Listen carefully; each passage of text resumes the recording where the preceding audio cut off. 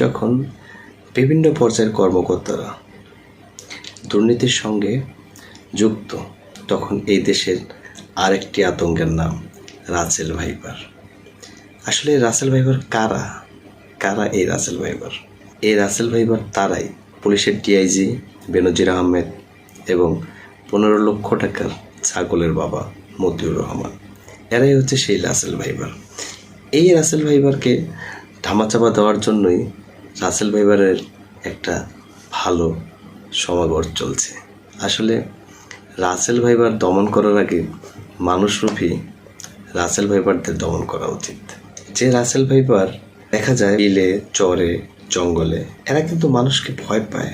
তারা তাদের জীবন বাঁচানোর জন্য হয়তোবা মানুষকে কামড়ে দিতেই পারে। বাট যে রাসেল ভাইপারগুলো এই দেশের মাটিকে চুষে এই দেশ